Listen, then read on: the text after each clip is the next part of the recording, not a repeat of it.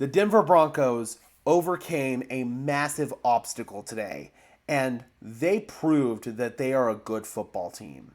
Good football teams find a way to overcome shortcomings on their roster, they find a way to overcome injuries, and they find a way to overcome shooting themselves in the foot.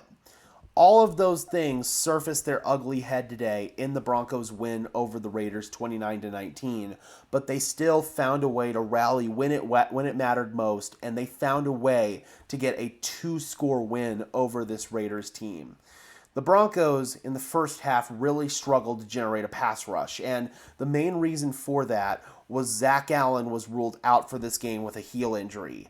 I think Allen might end up missing some more time as well. He was in a boot for this game, so we'll see what happens there. But in the first half of the game, Allen's absence was fully felt by the Broncos.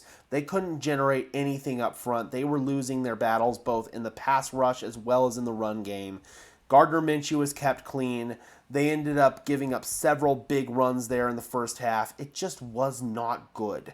In the second half, they finally started to gel a little bit on that defensive line. They generated some pressure on Gardner Minshew. They were more stout against the run, and it culminated with 5 sacks on the day, all of them coming there in the second half. The first one was with 12 minutes and 29 seconds left to go in the third quarter. Malcolm Roach got a 4-yard sack on Gardner Minshew, and the play immediately after that was the interception where Jonathan Cooper had the pressure. It forced an errant throw from Minshew. It was high, and it was picked off by Brandon Jones. That one really changed the entire momentum of the game.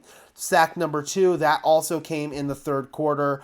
It was a sack on first down by Ioma Uwazurike and DJ Jones. Really good to see some pressure starting to come there from the interior defensive line because the Broncos, again, needed somebody to step up in Zach Allen's absence. Then the final 3 sacks of the game all came on the final 2 drives that really helped salt the game away for the Broncos.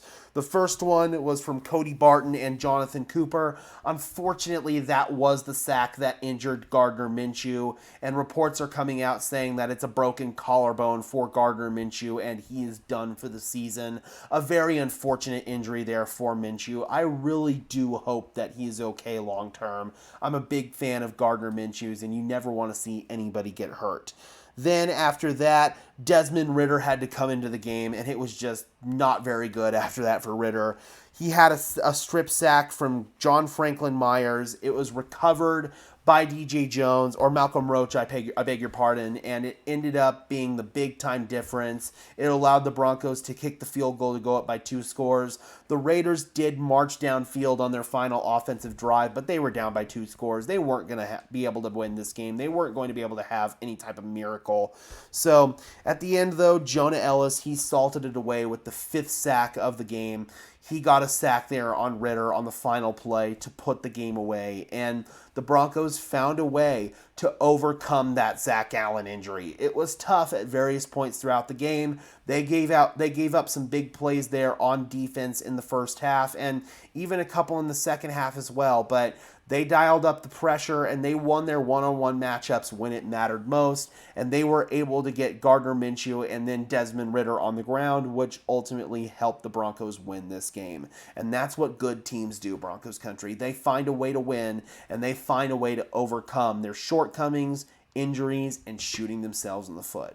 All right, Broncos country, before we dip out of here, we are less than 30 subscribers away from 5,000. So if you guys have yet to subscribe to the channel, I would really appreciate it. It's free, it's easy, it only takes a second, and it would really help me out a ton. We have seen some astronomical growth on this channel over these past 6 months, and I'm hoping to continue that into the off season. I am hoping that by the time we sit here next year, we will be at 20,000 subscribers. I really think that is doable, but the first goal we have to attain is 5,000, and we are only about 27 or so subscribers away at last check. So if you guys have yet to subscribe, I would really appreciate it. It really does help us out. And until next time, guys, I'm your host, Gage Madrid, saying peace out.